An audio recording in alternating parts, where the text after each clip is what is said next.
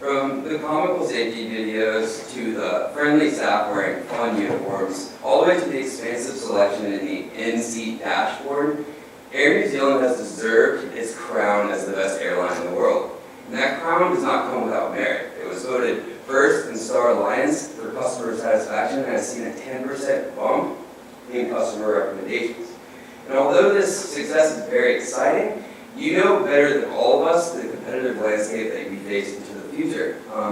And that is why we have developed a set of recommendations that we believe are very exciting that will not only help us compete in this new competitive landscape, but also sustain comfortable customer needs for the future and really drive that customer loyalty moving forward. And with that, my name is Mike Herrick, and I'd like to introduce you to my team, Craig, Sarah, and Chris. And our strategy is called Fuel, Lift, and Cruise. Starting with fuel, we believe that it's especially important to hit new key international markets through strategic channels. We understand that not all of these international travelers use Air New Zealand's website to book, and we recommend using strategic partnerships with partner airlines to really drive that growth within the international markets. Next, refining the user experience to continue to meet the needs of our customer through partnerships and an in-app platform that really grows the success that you already had with your application, mobile application. And lastly, sustaining this growth into the future through feasible financial recommendations and also operational efficiencies that will help us sustain this into the future. And with that, I'd really like to pass it on to Chris, who's going to talk a little bit more about how we plan exactly to fuel this international demand. Thanks, Mike. So, tourism is now the #1 industry in New Zealand, and rightfully so.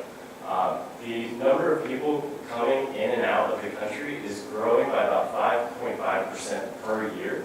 But the problem there is that other airline competitors have recognized this as well, and the seat capacity being offered has seen alarming growth in recent years. It's grown as much as 14% in the past fiscal year.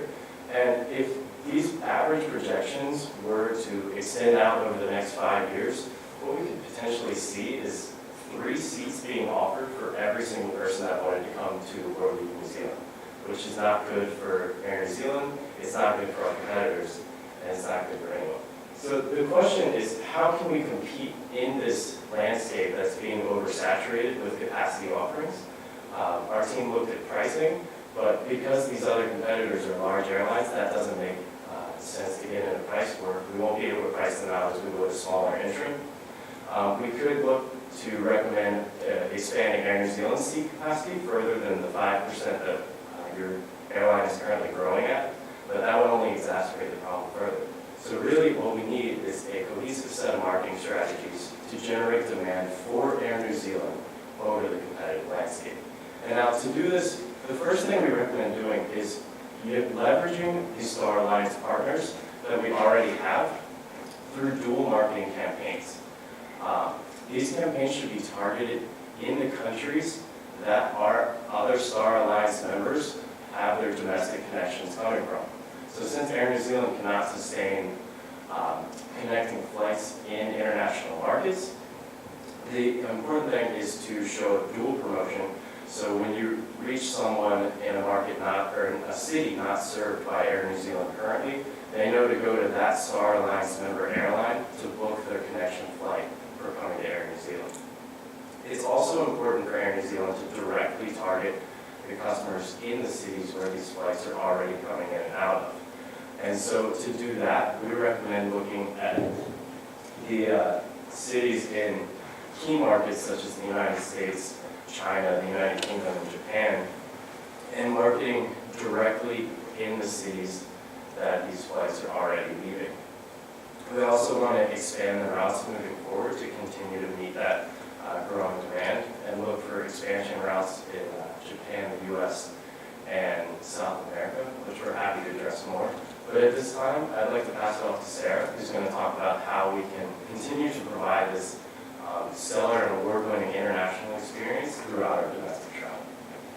Thanks, Chris. Now, as Chris discussed, we recognize that it's a very large challenge to get Air New Zealand's brand awareness out to our international customers. But it is possible to provide the same experience to both our domestic and international passengers on both the international and domestic flights. Now, as we recognized when we booked our flights here through a Star Alliance partner, we didn't even know that we were flying through Air New Zealand on an international or our domestic flight. But we had an exceptional experience, and in addition to that, recognized some of the key pain points we see up there as issues that we encountered and that others with us encountered. And so we have some strategies to address each one of these pain points along the customer journey through bolstering the Air New Zealand app that already exists. So moving into the first stage, the purchasing decision stage, we recommend creating an in-app experience to purchase flights, to compare different prices both from different airlines and the different in-flight options that an individual can choose, given having a bag or purchasing a different seat, all right in the app. Next, moving into the pre-departure phase, someone with the new Air New Zealand app would be able to see the specific seat on the flight that they are about to fly on and see the different features of the seat in each one of those seats, so they can book it in advance and not have to go to the ticket counter and have that anxiety of knowing whether or not they're going to have an aisle or a window seat for their flight. Moving into the next stage, on the next slide, we can see that through the Air New Zealand app and through partnering with strategic other companies such as Uber or taxis in regional areas, we can provide a comprehensive and really convenient experience for our Air New Zealand passengers by giving them the ability to request an Uber, know how long it will take them to get to the airport, what traffic is looking like, if there are any flight delays, anything like that, all coming through a singular app. Moving into the last two stages of the customer journey, their in-flight experience can be comparable to the one of an international experience by tracking the flight pattern, giving them information about the weather in the city they're about to arrive in, giving them the opportunity to order food or purchase Wi-Fi directly from their mobile device when that in-flight screen is not available on some of the shorter domestic flights.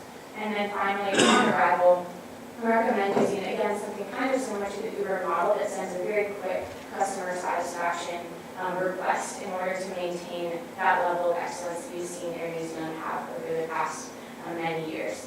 So now I'll pass it off to Craig, who will continue to discuss how this is sustainable into the future.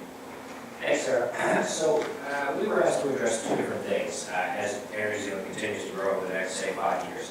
One of those is to continue providing excellent service to the customers that Air New Zealand already has, and two, to make sure that with this increasingly populated competitive landscape, that Air New Zealand is able to continue competing. Now, we think that we've addressed the customer experience with our last two recommendations, but I want to talk to you about the competitive landscape right now. And part of that is through differentiation. But one of the nice things that Air New Zealand has experienced in the past few years is a fairly large operating profit. And by increasing from a 76% load factor in 2007 to an 81% domestic and 84% load factor in international, we've actually been able to increase the number of butts and seats per so to say, on your flights, which means that you're optimizing the amount of revenue you have by basically spending the same amount of money. Now, by increasing that load factor even further and making incremental improvements, there's actually a massive amount of revenue that you can continue to realize by optimizing these resources that you already have allocated. If we flip to the next slide, there's a few different ways you can do this. Differentiating the customer experience. By collecting data through this app, we'll be able to implement successful direct marketing initiatives, and also by strategic pricing and implementing different voucher programs and overbooking the flights that we have. Say if there's a flight with 300 seats, by booking 310 customers on that flight, there's a number of customers who are likely to move flights or cancel their flight right up until the time of their flight. So what you can do is actually call up the remaining customers, offer them a voucher for $300 or $400. And the remarkable thing is customers are actually ecstatic to receive this call, because not only do they get to still have their flight a few hours later, it's just a slight delay, but they also have cash in their pocket now. So it's a great thing from a customer's perspective. It's a great thing from the company's perspective, because now all of a sudden you fill the flight that originally was going to run 80% full. And you're still providing that excellent customer experience because of the different things we've discussed with the app, the wonderful hard candies that Air New Zealand continues to provide at the end of your flights, so on and so forth. Now, we've also identified a few risks and mitigations for those risks. We're happy to discuss those in Q&A, but one thing that we do want to mention to you all is that we're confident that Air New Zealand can continue to grow and stave off this competition and continue to provide excellent services to its customers. Happy to answer any questions you have.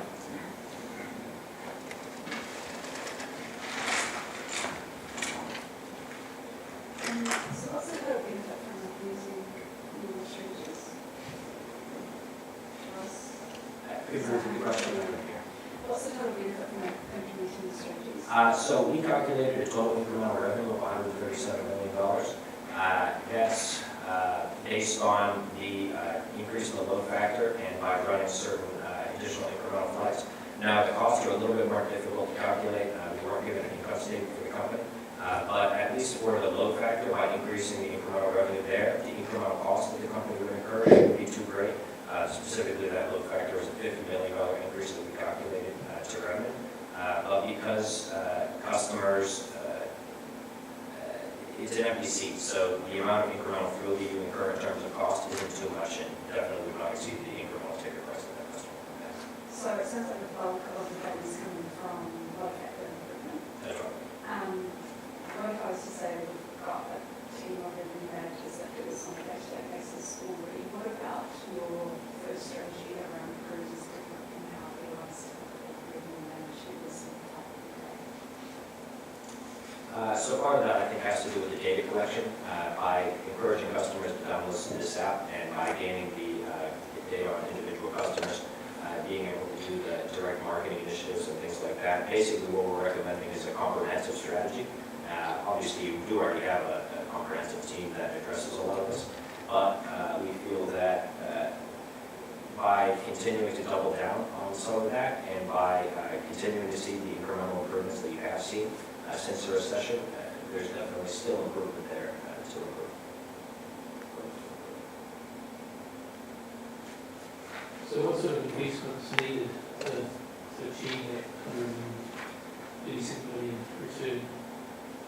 I can speak to that. So given the different components of our recommendations, we see a few different areas that would need to be invested in. First, in the first recommendation, there would be some pretty significant costs in terms of expanding into those international markets, partially with the marketing strategy, and then later on with expanding to some of those key cities.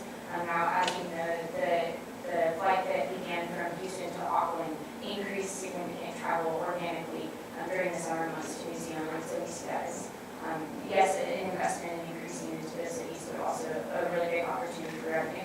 And then given the second recommendation about the app, we see some pretty significant app development costs, aligning with strategic partners and some revenue sharing that we need to occur there, as well as developing further relationships with some of our alliance partners and, like you mentioned, the different systems that would need to be integrated into that app, as well as outfitting the place with the server that would be necessary to run the apps while people are on the flights. Did you manage to get any estimates for those? We didn't give in the time constraints and lack of internet, but we do see it as a net benefit. Can you tell us, one, was it that you've actually noticed States, China and Japan through target locations and the expansion opportunities into Japan, the States and South America? So I can speak a little bit to the target locations, and then Craig can speak to the expansion opportunities.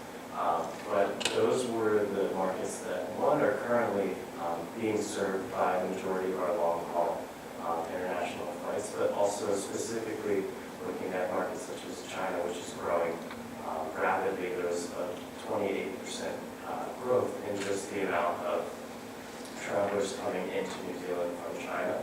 And so the reason we wanted to look at those markets specifically is that by targeting the customers who are already coming and doing so with partnering with their connecting airlines at home, we believe we can further capture the market growth that's coming in. So part of the issue being with competitors coming into the long-haul travel market for to and from New Zealand, it really becomes how do we grab the customers before they end up on someone else's flight. And so that's why we wanted to look at the most rapidly growing markets and figure out how to attract those customers first.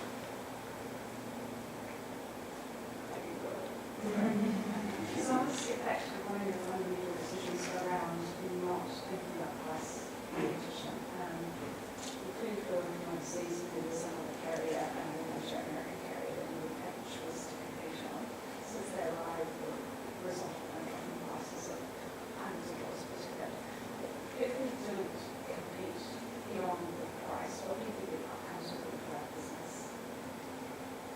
So, if you didn't compete on price?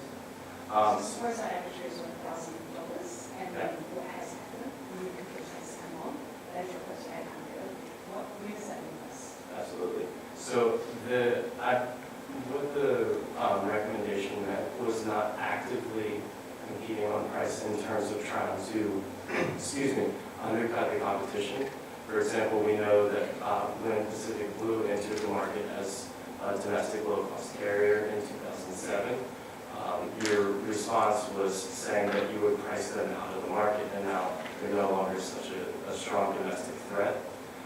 The reason we don't want to actively get into bidding wars with these larger international carriers is because they have more of the resources to be able to sustain that and compete. And then what that spirals down into is a price war where ultimately everyone's margins are lower across the board, and it's still the same competitive landscape.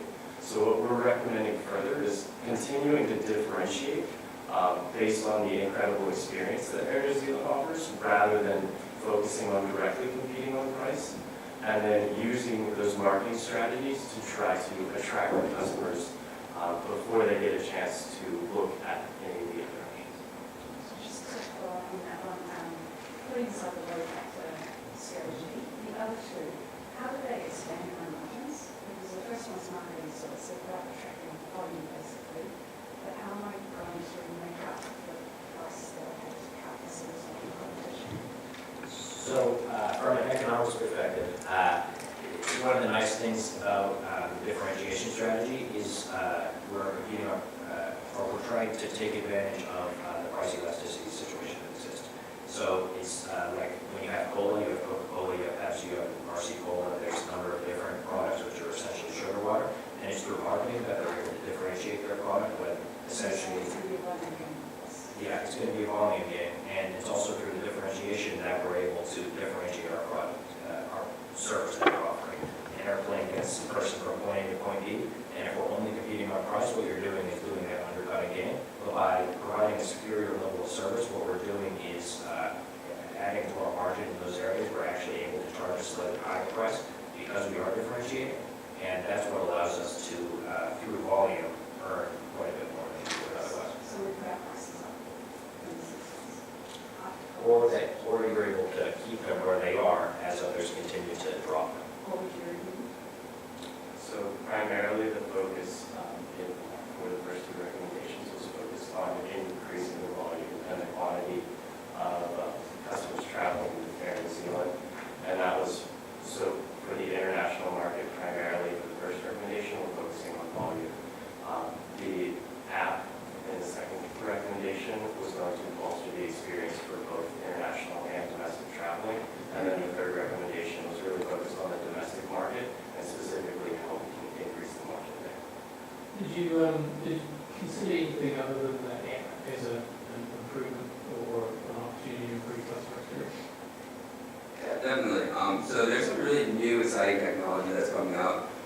Venture-backed startups that are introducing virtual reality headsets instead of in-seat demands, and obviously there's some risks that are associated with that. Adoption rates are fairly low for VR, even though they're expected to explode. And then also things with headaches over long flights. Maybe not everyone wants to have it over their head. But what they're seeing is, a lot, especially markets that are being targeted towards younger users, so younger travelers.